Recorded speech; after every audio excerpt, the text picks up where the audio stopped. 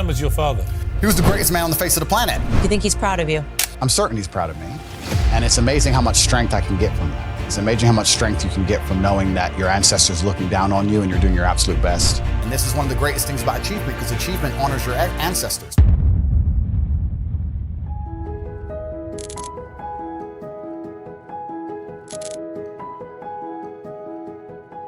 So I want to shift gears here and talk about your dad, because I'm quite fascinated by your dad. Yeah, I do believe I had the best father on the planet.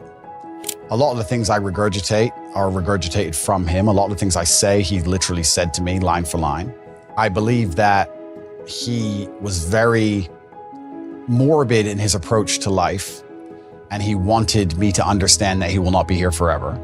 And he wanted me to understand that when he is gone, I had a duty to fulfill. He raised me with absolute accountability, and he certainly raised me and Tristan to be, he understood what the world expects of men, and he raised us to be strong. And even when we were in jail, my mother would call, I'd speak to her on the phone, and she'd say, "How are you doing?" And I'd say, "Oh, don't worry." And she would say, "Yeah, Dad raised you for this." Like, we were always raised to be warriors. So I don't think I could have possibly ever had a better father. I'm going to miss him forever. And I think the best thing I can do is be the best version of myself to give honor and respect to him. My dad had a tweet about this. He said that raw action solves all. And he used to say this. I'll give you an example. If you're a farmer and you need rain for your crop and there's no rain, you can sit there and say there's no rain, we're all gonna starve. Or you can stand up and do a rain dance. Now, will your rain dance work? Perhaps not. Perhaps the rain won't come. But I would argue that you're better off standing up doing that rain dance than just sitting there waiting to die. You have to do something. Raw action solves. So when I was broke, I was never like, I'm poor, what do I do? It was, I'm poor, I have to do something. If I was broke, I'd go for a run. That's why I was such a great fighter. If I was broke, I'd sit there and go, I'm actually poor. How do I make money? Don't know. Where can I get some cash? Don't know. What work can I do? Don't know. I'll just go for a run then. And I just go for 3-mile run or go hit the punch bag and get better. This resonates so deeply, man. This is exactly what I did. That's exactly. You just have to say, well, I have to do something. I can't just sit still and die. A lot of people are happy to just sit still and die or jerk off and go to sleep and take a nap. Well, if that's what you want to do, then you can stay a loser. That's fine. I'm glad there are losers, because if everyone had Lamborghinis, my Lamborghini wouldn't be fun to show off. I need you to look at it and feel the deep pain in your heart of regret and failure. That's the whole point of it. I need to drive my Bugatti and everyone be looking at it going, I'll never have one of those. And I can get all their energy and feel it all, and it makes me happy. Fantastic. So you can sit at home and do nothing. But when I was poor, I had to go for a run. I couldn't sit still or lift weights or do something. I couldn't even sleep. So raw action solves everything. And I understood that at a young age. But as you get older, you get to look back and you get to put your whole story together, the whole tapestry together. I knew I wouldn't stay poor. Did I ever think I'd get this rich? Well, I never said I wouldn't, but did I ever think it would probably happen at this level? No, but it's amazing how the compounding interest of just endless raw action adds up. I've never had a lazy day. I've never skipped work, never missed an email, never had a day off, ever. You name if you were to go through the last 3 years of my life, you will see that there's never been a day where I wasn't doing what I was supposed to do. And it all just adds up, and then monumental success comes and you get to laugh at everybody else, ha ha ha, and life's great. But I really believe God's given me one of the best lives, and I can't complain about anything bad that's happened. It's all been fantastic. I'm truly thankful for all of it. Andrew Tate was his name, and everyone called him E.T. He was tough on you. E.T. He was certainly tough on me, and I can't express enough how grateful I am for that. We live in a world now where I'm gonna say that my dad hit me when I made a mistake, and everyone's gonna lose their minds. And they're gonna pretend I was somehow abused and that somehow my childhood was terrible. And I could not if he was come down to earth today, I would shake his hand and say, thank you for absolutely everything you gave me, including discipline, including understanding that in the harsh realities of the real world, there is a line. And if you cross that line, violence appears. That's the unfortunate reality of earth. There's a line, and if you cross it, violence will appear, either from a cop or from a guy on the street or from someone you don't like, or even a friend will turn on you, whatever. There's a line that shouldn't be crossed, and I learned that from a very young age, and I'm very thankful for that. I'm not sitting here saying a kid should be abused. There's a difference between abuse and discipline, of course. Everyone with a brain understands that, but he was extremely tough on me. And if I could change anything about my childhood, I'd only wish he was tougher. Because life's tough, life's hard. And I think that the best thing you can possibly do as a man is prepare for the endless difficulty that's gonna come your way. There's no way out as a man. You're either gonna have a very difficult life to become somebody important, or you're gonna suffer the difficulty of being invisible. What do you want to do? You want to be invisible and just hide and work in Starbucks and never have a girlfriend who truly loves you and nobody care if you live or die? Or do you want to go out there and be top G and be the most famous man in the world and have government agencies trying to lock you up for no reason, putting you in a dungeon? You have to make a choice. It's going to be difficult either way. So I think if you have a son and you're not preparing him for absolute difficulty, you're doing him a disservice. I think that's what has to happen as a man. And I've said this many times before, but I'm going to say it again. I don't think many people understand exactly how competitive the masculine world is. Men are constantly in competition with each other. We always have been. We used to go to war and fight and kill each other. I guess in some places we still do. Maybe that's calmed down a little bit. But in the masculine world of today, everybody is constantly competing for everything. The car that you want, other people want. The woman you want, other people want. The house you want, other people want. You're competing to have all of it. And how do you do that? You do that through status and money and influence and power. It's war. I don't think many women realize that when two men even meet each other for the first time, it's like an unspoken, maybe tiny bit at the back of the mind. There's a tiny analysis of, could I fight this man? Yes. That's real. It's super real. You go up and say, hello. He's more than a one-punch issue. That's it. Oh, he's one punch. He's one punch. He's 3 or 4. That's the reality of the masculine world because we've evolved, if you believe in evolution, but my views are mixed, but we've evolved to be in this position where we're constantly analyzing possible threats and we're constantly analyzing people who perhaps are on our team or snakes, etc. And I think that not many people understand exactly how brutally competitive the masculine world is. And I think the worst thing you can do for a son is just to raise him in a bubble. My dad, I'll say it here, people lose their minds. My dad used to just randomly push me over. I'd be like 3. He just said, not hard, but just get up, boy. Okay. And mom would be like, why are you doing that, son? He's like, you get pushed over, that's life. My mom hated that she did that to me. But yeah, I can give him nothing but praise. I'm really so thankful I had the upbringing I had. Life is depressing. I say this to people, I'm depressed. I'm like, well, life's depressing. You're getting older. You're gonna die. You know, there's a whole bunch of people with a bunch more money than you. Welcome to the real world. Life's depressing. Are you a bitch? You gonna cry about it or you gonna do something about it? Like, life is depressing. Who told us? Tell me where it says in the human handbook that we're supposed to be happy all of the time. Right, we're not supposed to be happy. We're supposed to survive. Now, if you're a man, you can survive even if you're miserable. I say this all the time. Give me depression, you wouldn't even notice. This is what pisses them off because they're like, oh yeah, you wouldn't be able to function. I guarantee I can still drive my Lambo and women. I guarantee you. Right. Try it.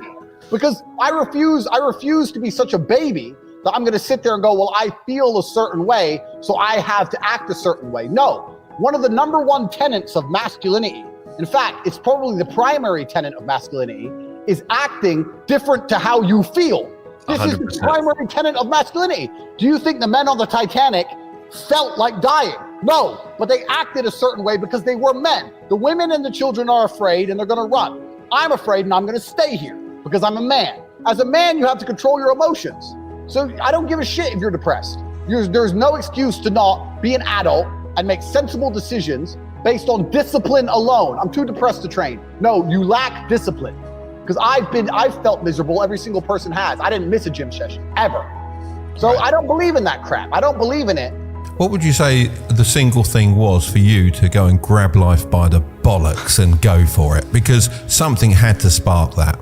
I was instilled with a duty for a very long time to honor my ancestors through achievement. And I was told from a very young age that the only thing your ancestors are interested in is achievement. Even to this day, when I do podcasts, people repeatedly talk about my father. If I wasn't successful, he wouldn't be spoken about anymore. He died 9 years ago, and he was a good chess player, but no one's really that interested in chess. The reason he lives on is because I'm so monumentally successful that people are interested in my origin story, and he is mentioned. The reason I will live forever is because my son will be so monumentally successful that they'll talk about how he could have been such a perfect specimen of man, how he was raised, and they will mention me. If you give a shit about your ancestry, and if you give a fuck about your family, and you're not a selfish person, and you want them to exist out in the ether for reality, for the eternity of reality, it is your duty to be successful. That's why I got Dad to start the YouTube channel, because it's kind of commemorating you forever. People Completely. can look at that. Am I on my way? Not yet. 100 years left, bro. You've got loads of time left. But yeah, no, it's always there for people to look at. And it's like that version of my dad that I always saw, you know, and Completely. I wanted other people to experience that. Completely. So if you love your family and you love your last name and you're proud of yourself, then you have a duty to be massively, monumentally successful, to show homage to your ancestors. I find it amazing there are people out here today who are going to sit and say, oh, I'm sad, I'm too depressed, I don't want to work hard. Do you understand that only 200 years ago, there were peasants out working a field, starving, surviving the Black Death, surviving the plague, struggling to exist just to reproduce, so that 200 years later, you can be the end of their bloodline, for you to sit on your ass and do fucking nothing. Like, you're a fuck up. You're fucking up your entire bloodline of your entire ancestry. You owe these people things. They went through hell for you to exist. You have a debt, you have a duty to pay. You have to be the best possible version of yourself. And the same to God. God loves people who try. God loves people who work hard. It's amazing if you try your very best all the time, what God will give you. He'll give it to you, anything you want, if you actually try. Not convincing yourself you try, actually try. They're different things. But yeah, I was instilled with this because from a young age, my dad said, you're a Tate. And Tates are the greatest people on the face of the planet. And there's gonna be a day I'm not here anymore, and they're gonna talk about me because of how fantastic you are. So go do your fucking job. And I said, yes, sir. And here I am.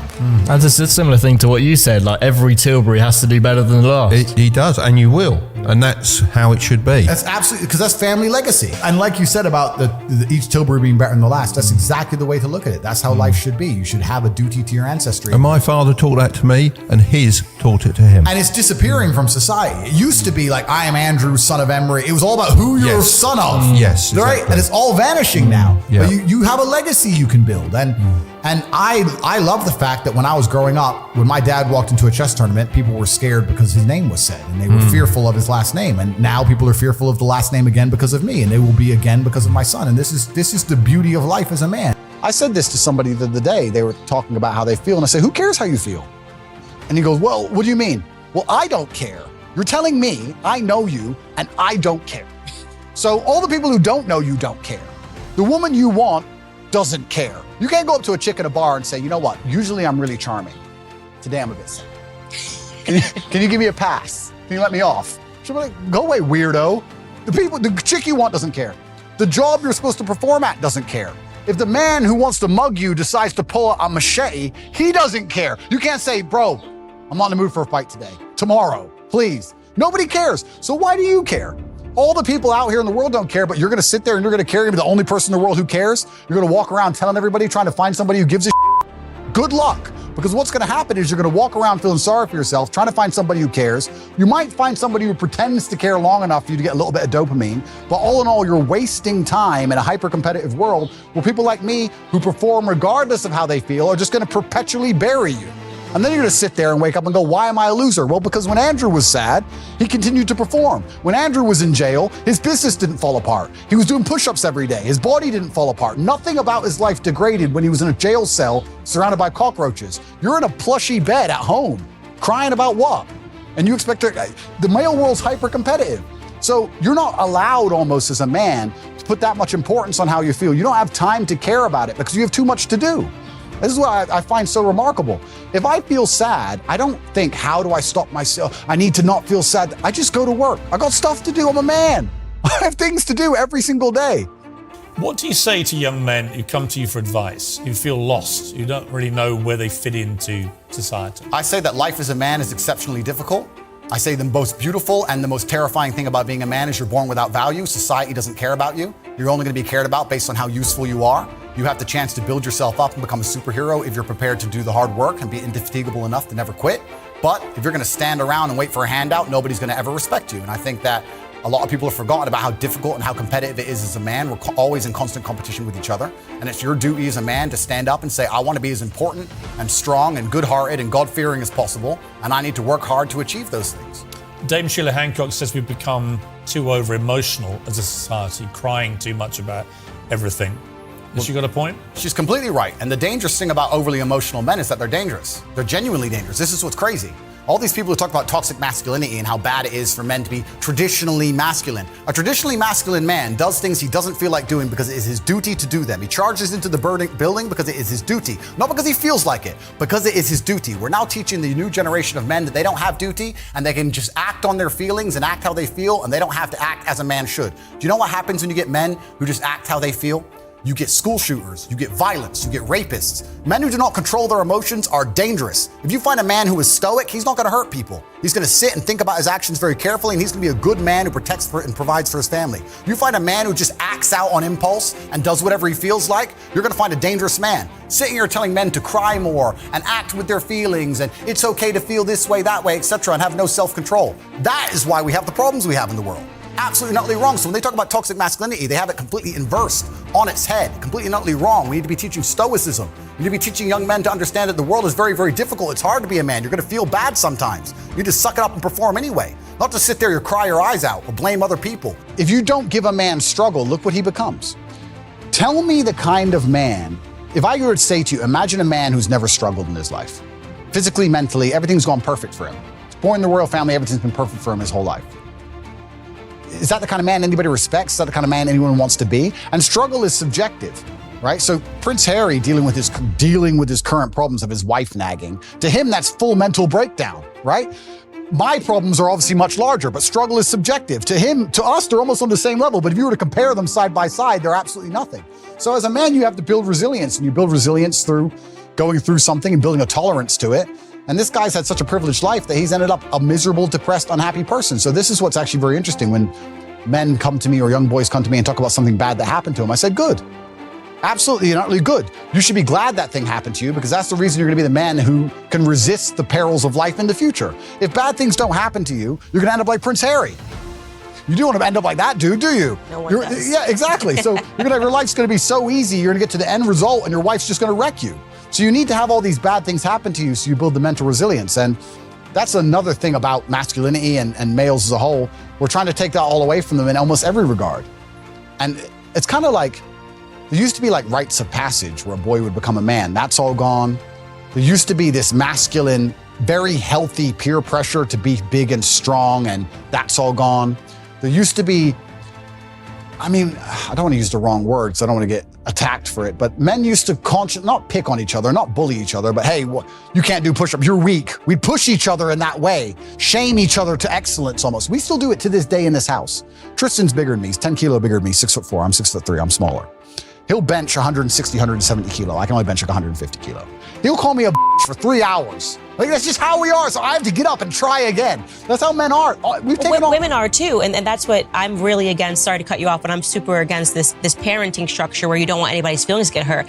I'm one of 3 sisters. We're a year and a half apart. We tried to kill each other. You know what I mean? All I would do is call my sister. No one has called her ugly or more. You know what I mean? I'm like, you're ugly, you're this, you're fat, da da da. That's actually good. Yep. You know, it makes you tougher. And when you see these only children who've never gone through anything, their parents told them they were perfect and wonderful. Yep. And I'm thinking, I wouldn't trade my childhood me and my sisters trying to kill each other, you know, every single day. Life's difficult. Over a t-shirt. Yeah, you know? and it doesn't matter how much money you have. Life is always going to be difficult. It doesn't matter how much you try and shelter your children, how rich you are, what family they're born into. Life is going to be difficult. And if there is no struggle in their life, they're going to find struggle, or something that shouldn't be a struggle will become a struggle for them because their life has been so sheltered, and life is hard. So if you can't avoid the difficulty, you may as well get very good at it. You may as well get good at difficulty. Do you think he's proud of you? I'm certain he's proud of me. And it's amazing how much strength I can get from that. It's amazing how much strength you can get from knowing that your ancestors are looking down on you and you're doing your absolute best. I also believe that God can be proud of you when you do your absolute best. And I don't think many people genuinely do their best in the world anymore. When I say do your best, people sit and go, oh yeah, okay. No, when's the last time you actually did your best? Like, I don't train to run marathons, but I know if I gave my best, I could run a marathon right now, first try. If I gave my best, life depending on it. When's the last time people have genuinely given their best to anything? There are people going through the world and going through life today that don't give their best or 100% effort to anything ever. Ever. They can't remember the last time they tried. So when I'm sitting in a dungeon, I'm sitting in a Romanian jail cell, I understand that it is a chance that God has given me and my ancestors are watching for me to do my absolute best and to show to them that I am the man I say I am. You can't become the most famous man in the world for mental resilience and God not test your mental resilience. I think that would be a very amateur way to view the world, that you can now become one of the most famous men in the world who talks about mental discipline and mental resilience, and God's not going to test it. I think God's going to come along and say, okay, you want to be Mr. Famous. All right, let's see what you have. So I believed it was a chance to show God and show my ancestors and show my father that I am the man I say I am. And it's amazing how much strength you can draw from that, because I don't think many men especially understand that even if you don't have the strength to be a hero for yourself, you should have enough discipline and enough honor to want to be a hero for somebody else. And if you have other people you truly respect, you should want to be a hero for them. And I think that's the masculine imperative. If someone's going to attack your wife, that's when you become a hero for her. You have to. What kind of man are you if you're not? And you can apply that to other things. If you apply that to your ancestors, or you apply that to God, or you apply that to your beliefs or your core principles as a man, then you can be a hero anytime you want.